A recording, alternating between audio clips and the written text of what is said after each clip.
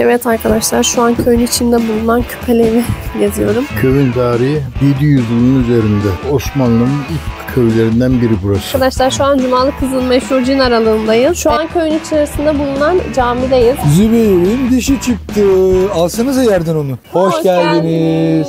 Evet arkadaşlar, yepyeni bir günden hepinize merhaba. Bugün yağmurlu ve soğuk bir gün. Biz Cumalı Kızık'a geldik. Evet, bugün Bursa'nın ve dünyanın önemli turistik yerlerinden biri olan Cumalı Kızık'ta bulunmaktayız. Burası UNESCO Dünya Mirası listesinde bulunmaktadır. Dünyanın ve Türkiye'nin önemli köylerinden biri. Osmanlı'dan kalma, yapısı hiç bozulmamış tarihi bir köy. Burada Osmanlı'dan kalma 5 köy bulunmakta ama ondan öncesinde Osmanlı döneminde 15 civarında köy bulunmaktaymış. Savaşlarda yakılarak yok olmuş. Geriye sadece 5 köy kalmış. Bunlardan tarihi hiç bozulmamış. Tek kalan köy de Cumalı Kızık köyü. Evet. Hatta yakın civarlarda Hamamlı Kızık, Fidye Kızık gibi, Dere Kızık var. Dere Kızık gibi 5 köy bulunmakta. Kalan 5 köy buraya gelip cuma namazını kılıyormuş Osmanlı döneminde. Evet. O yüzden Cumalı Kızık adını, cuma namazı burada kılındığı için diğer civar köylerden insanlar Cumalı Kızık'a buradan geldikleri için buraya Cumalı Kızık denmiş. Hava şartları biraz kötü. Bugün Bursa'ya kar yağdı bayağı. Yağmur da var. İnşallah güzel bir çekim olur. Videoda görüşürüz.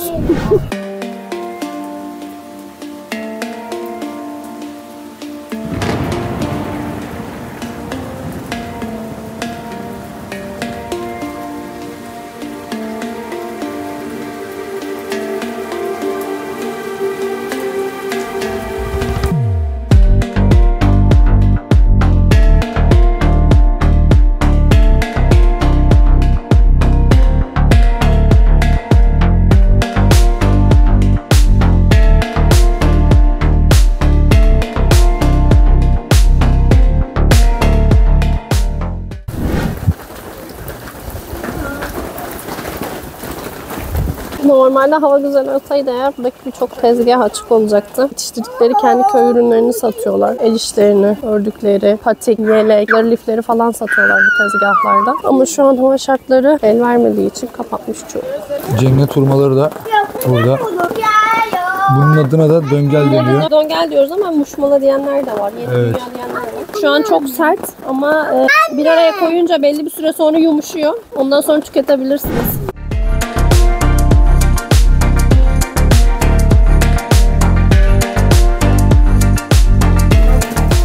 Salep ikram ederiz. Oo, afiyet olsun. Yarası. Arkadaşlar, bu gördüğünüz konak tahmin ettiğiniz üzere Kınalı Kar Konağı. 90'larda, 2000'lerde hatırlarsınız dizisi vardı. Gördün mü? Kapı çanları.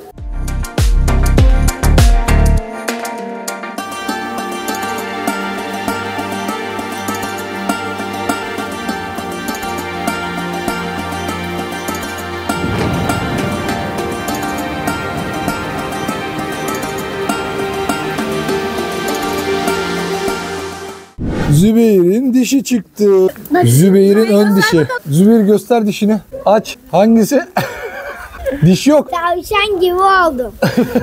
Zübeyir'in 6 yaş dişi çıktı. Ona da şahit oldunuz. Cumalı Kızık Tarımsal Kalkınma Kooperatifi hamamı burası arkadaşlar.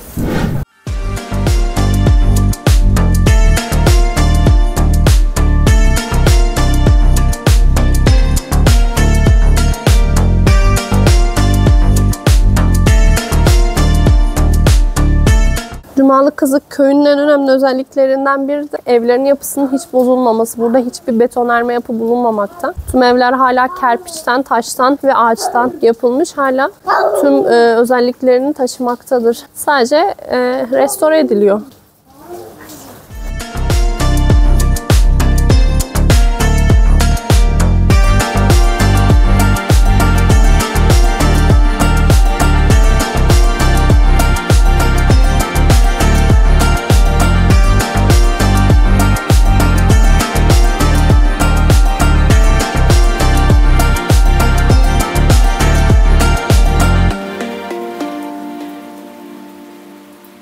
Evet arkadaşlar, şimdi Cumalı Kızık'ın meydanına geldik. Burası caminin olduğu kısım. Burada kahvehaneler vardı. Artık çay bahçesi. Daha çok turizme hizmet ettiği için karşılıklı 2 tane zaten kahvehane var. Çay bahçesi, ne dersiniz deyin. Şu karşı kısımda müze var.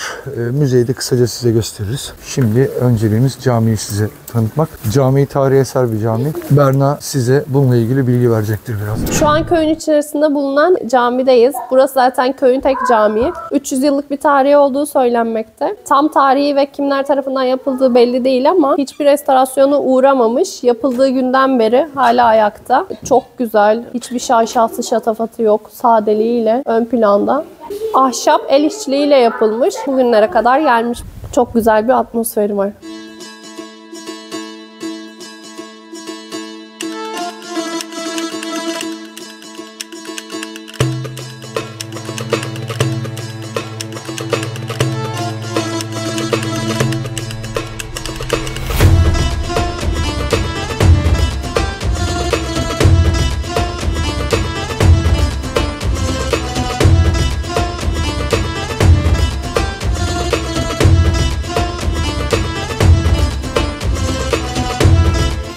Şu an Cumalı Kızık'taki köyün içerisinde bulunan müzedeyiz. Buradaki tüm ürünler, eserler, malzemeler köyün halkından toplanmış. Hiçbir yerden getirilmemiş. Sadece köylüden alınmış belgeler, eşyalar. Burası köy halkından alınmış. Köye ait olan Osmanlıca belgeler. Evde kullanılan tütsülük, buhardanlıklar. Köyün içindeki camiden alınmış şamdanlar. Çok büyük. Şurada bir bebek beşiği var. Çok güzel. Bu itfaiye tulumması. Burada köyün nüfus kayıt defteri bulunmakta. Osmanlıca yazıyor. Bunlar köylünün evinde kullandığı malzemeler. Köyün haritalanmış konumunu anlatan resim var. Şimdi alt kata inelim.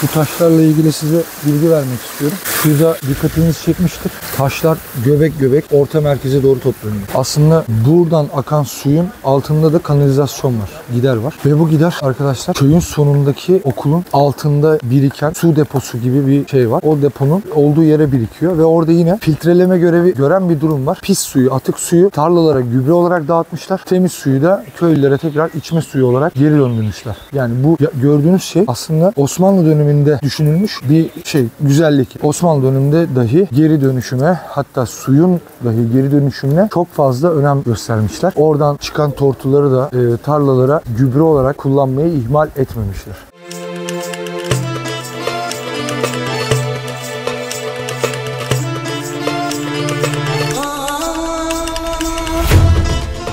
Şimdi burada bir cin aralığı diye bir yer var. Oraya doğru ilerliyoruz. Oranın da bir hikayesi var. Şu anda cin aralığındayız arkadaşlar. Burada böyle ilerlediğimiz zaman gördüğünüz gibi bir aralık gözükmüyor değil mi? İşte o aralık tam da bu aralık. Evet arkadaşlar, şu an Cumalı Kız'ın meşhur cin aralığındayız. Burası fotoğraf çektirmek için çok popüler bir nokta. Çünkü birçok kişi burayı cin aralığıyla da tanıyor.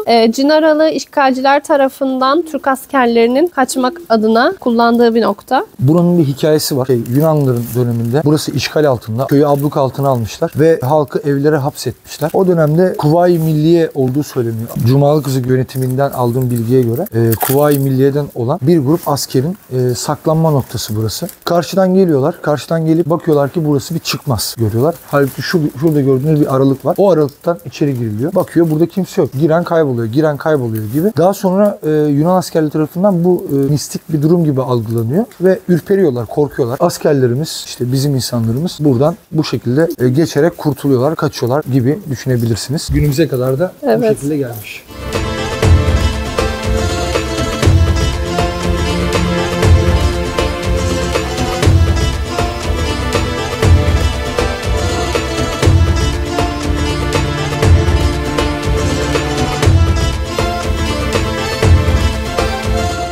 Evet arkadaşlar, şu an köyün içinde bulunan Küpeli evi geziyorum. Burası Osmanlı'dan kalma 700 yıllık bir ev. İçerideki ürünler köyün halkından toplanmış. Dışarıdan hiçbir ürün götürmemişler. Sadece köydeki evlerden toplanan ürünleri burada sergiliyorlar bu evde. Burası yatak odası. Giyilen kıyafetleri çerçevelemişler, çok hoş. Türk evlerinin vazgeçilmesi, dantel, el işi, el emeği, göz nuru. Buraya daha önce Sakarya tarafından getirilmek istenen bir dolap varmış. O dolabı bile kabul etmemişler. Meşhur annelerimizin, atalarımızın çeyiz sandıkları.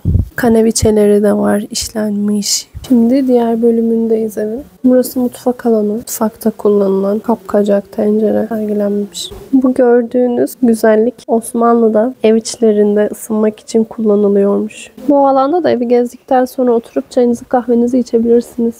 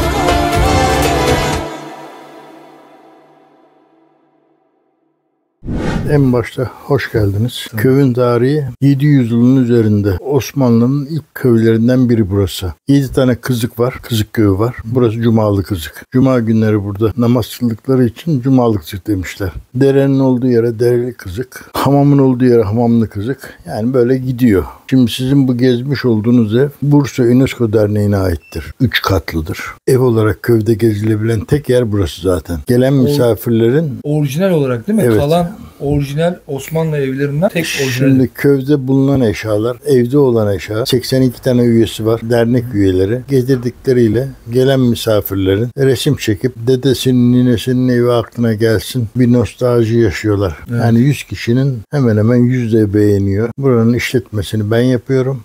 Benim araştırdığım kadarıyla Cumalı Kızık'a bağlı olan 15-16 tane, yani bağlı dediğim civar köy olarak 16-17 köy varmış aslında daha öncelerinde. Bu köyler o zamanki Yunan askerleri tarafından yakılıp yıkılmış. Civarda kalan son 5-6 köyden biri Cumalı Kızık ve Şimdi merkezi bir köy anlamında. 7 Kızık köyü var. Bunlardan bazıları tarihten silinmiş, bazısı betonlaşmış. Evet. Dediğin Yani gibi o tarih kalmamış bazı. Dediğin gibi Yunanlılar diğer köyleri giderlerken ateşe vermişler. Evet. Burayı kurtaran çocuk, ufak bir çocuk, köy meydanına imam, muhtarı toplamışlar. Yunanlılar baskı yapmaya başlamış. Çocuğun biri koşarak gelmiş dedesinin yanına. Dede demiş, babaannem seni yemeğe bekliyor. Komutan sormuş, ne diyor? Türk askerleri dağ tarafından geliyor deyince bunlar zaman kaybetmeden yakma fırsat bulamamışlar. O çocuğun o kelimesinin üzerine köyü boşaltmışlar, gitmişler. Böyle söyleniyor. Ve köy %98 orijinalliğini koruyan bir köydür. Şimdi neticede bu köy artık bir turistik bir köy arkadaşlar. Yani tarım köyü değil neticede. Yani muhakkak vardır 3-5 tarımcılık yapan ama artık daha çok turizm. Yani Osmanlı'nın düşünsenize 5-6 köyünden sadece bir tanesi şu anda %98 orijinalliğini, organikliğini koruyan köy olarak. Az önce yaptığımız çekimde camiyi de gördünüz. Yani cami restorasyonunda temeline hiç dokunulmamış değil mi? Yani Şimdi temel, bir şeye söylenir. Tamir tarihi yazıyordu tahmin ediyorum. Ulu Cami'den eski olduğu rivayet edilir. Çünkü Bursa fethedilmeden kurulmuş bir köydür burası. 10 sene sonra Bursa fethediliyor. Osman tarafından değil, Orhan tarafından fethediliyor. Yani burası asker ve erzak verirmiş Osmanlı'ya. 170 tane ev var. Şu anda bile 1000'in üzerinde insan yaşıyor burada. burası UNESCO mirası. Küpeli evi geçiyor. Küpeli Bursa evi UNESCO geçiyor. Derneği'nin burası. İsmi köy halkı burayı Küpeli evi olarak biliyor. Sebep çok güzel küpe çiçeği yetişir burada. Küpe çiçeği sabah veya akşam güneşini görecek. Bütün gün güneş gördün mü yaşamaz yani. Çabuk ölür. Celal amcanın sohbetine de şahit oldunuz, tanık oldunuz.